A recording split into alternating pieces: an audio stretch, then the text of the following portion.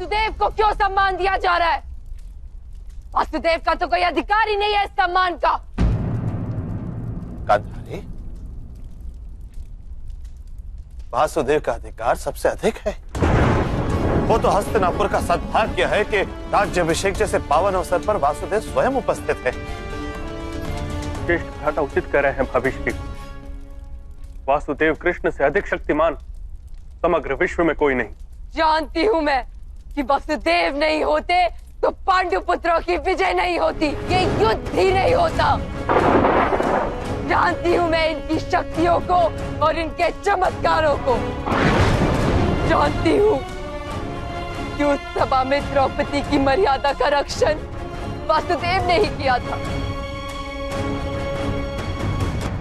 किंतु इतनी शक्ति होते हुए भी क्यों ये युद्ध होने दिया वासुदेव?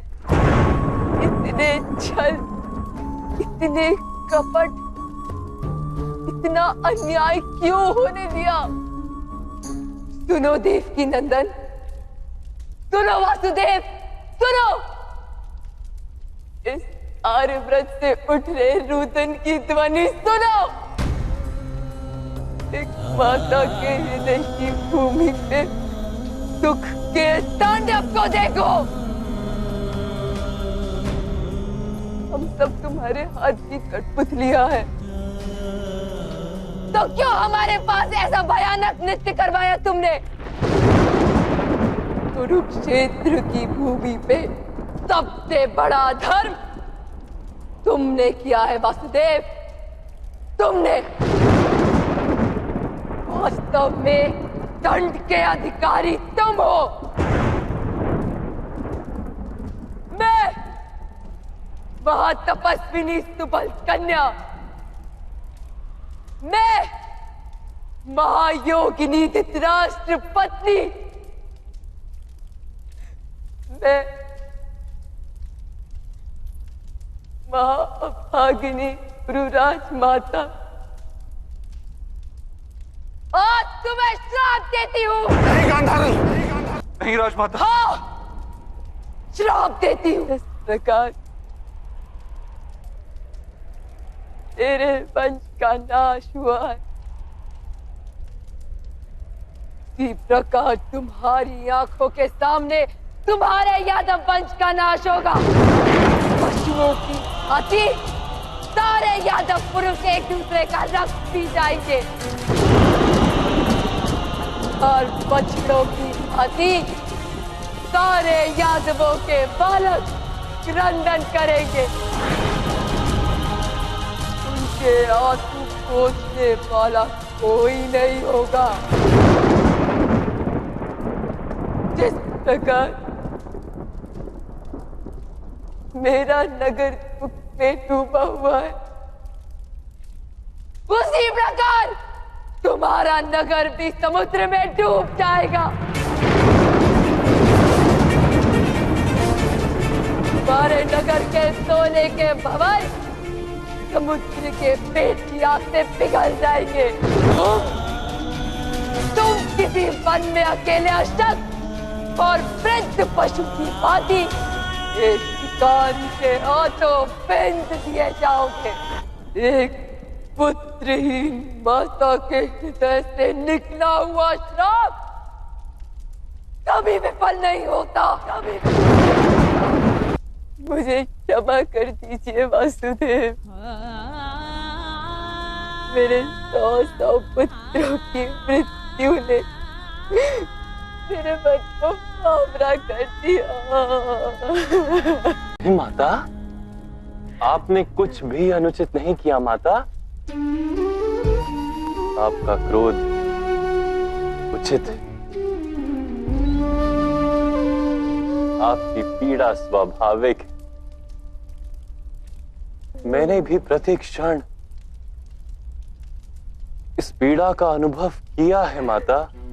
कुरुक्षेत्र में जब किसी के अंग कट रहे थे तो रक्त मेरा बह रहा था। कोई वीर गति को प्राप्त होता था तो अपनी पीड़ा की धरोहर मुझे देकर जाता था।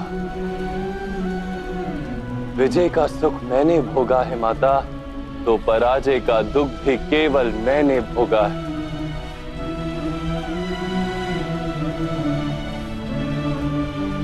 मैं ही आपका शत्रु हूं माता,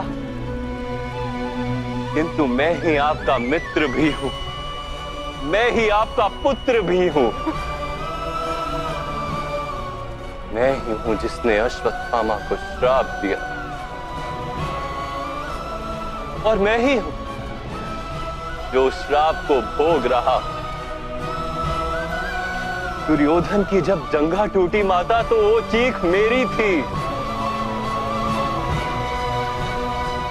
मैंने जीवन भर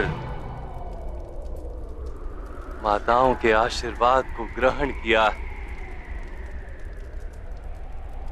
तो आज ये वासुदेव कृष्ण माता के श्राप को भी स्वीकार करता है। मैं आपको वचन देता हूं माता, जब मेरे वंश के नाश का समय आएगा, तो मैं स्वयं प्रथम अपने सुदर्शन से प्रहार करूंगा। इतना भयानक श्राप ये मेरे मुख से निकल गया। माता, आपका कोई दोष नहीं था।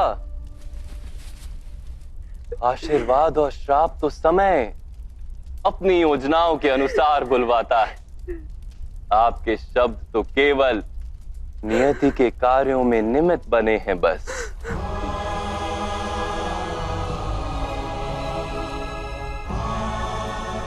यादवों का नाश भी अनिवार्य ही है।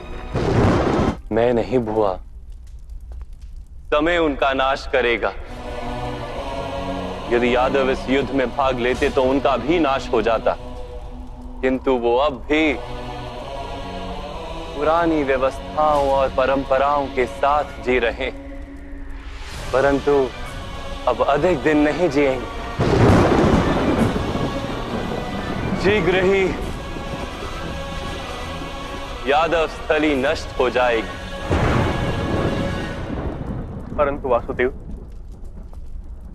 परमात्मा ने इतना विशाल आयोजन क्यों किया? महामंत्री, आर्यवर्त की ये पुण्य भूमि 16 जनपदों और कई अन्य राज्यों में विभाजित। यहाँ की प्रजा को ये ज्ञान ही नहीं था कि वास्तव में वो एक राष्ट्र की प्रजा ही है। किंतु अब समग्र आर्यवर्त में एक शासन होगा महामंत्री, एक जैसी व्यवस्था होगी, एक राजा होगा और राष्ट्र का एक नाम होगा, एक जैसे सिद्धांत और एक अनुशासन होगा।